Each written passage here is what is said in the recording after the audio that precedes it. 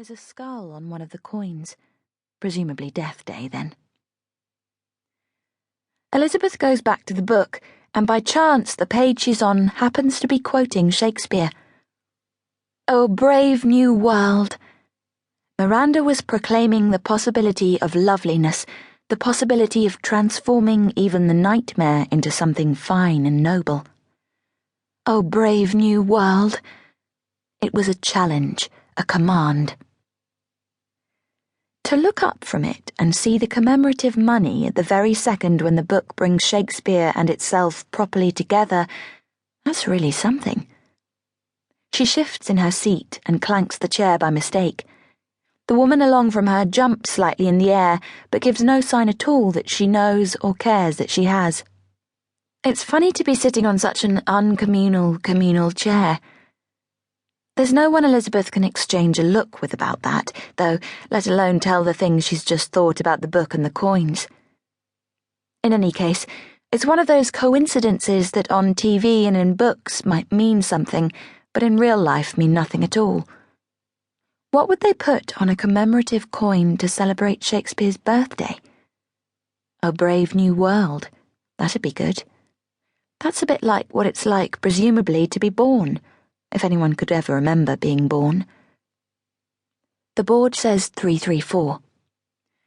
"Hello," Elisabeth says to the man behind the counter 40 or so minutes later. "The number of days in the year," the man says. "I'm sorry," Elisabeth says. "Number 365, the man says. "I've read nearly a whole book while I've been waiting here this morning," Elisabeth says, "and it struck me that maybe it'd be a good idea to have books available here so all the people who end up waiting could have a read too if they'd like to. Have you ever thought of opening or installing a small library?" "Funny you should say that," the man says. "Most of those people aren't here for post office services at all.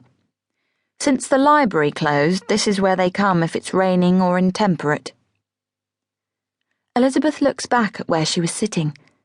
The seat she's just left has been taken by a very young woman breastfeeding a baby. "Anyway, thank you for your query, and I hope we've answered it to your full satisfaction," the man is saying. He is about to press the button next to him to call 366 to the counter. "No," Elisabeth says. The man creases up. It seems he was joking. His shoulders go up and down, but no sound comes out of him. It's like laughter, but also like a parody of laughter, and simultaneously a bit like he's having an asthma attack.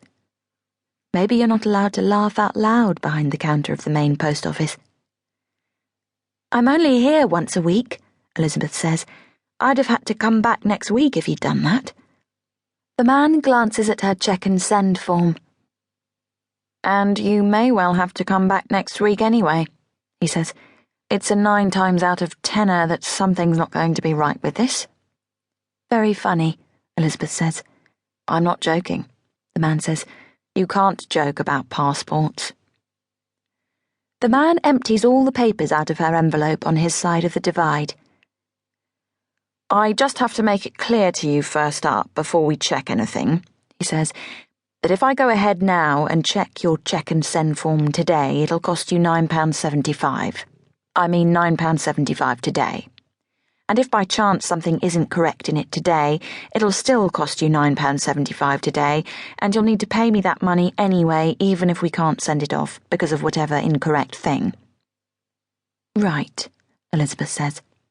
"But, having said that," the man says, "if something's not correct and you pay the £9.75 today, which you have to do, and you correct the thing that's not correct and bring it back here within 1 month, provided you can show your receipt, then you won't be charged another £9.75. However, if you bring it back after 1 month or without your receipt, you'll be charged another £9.75 for another check and send service." "Got it," Elisabeth says. "Are you sure you still want to go ahead with today's check and send?" the man says. "Uh-huh," Elisabeth says. "Could you say the word yes, rather than just make that vaguely affirmative sound you're making, please?" the man says. Elisabeth says, "Yes. Though you'll have to pay even if the check and send isn't successful today?"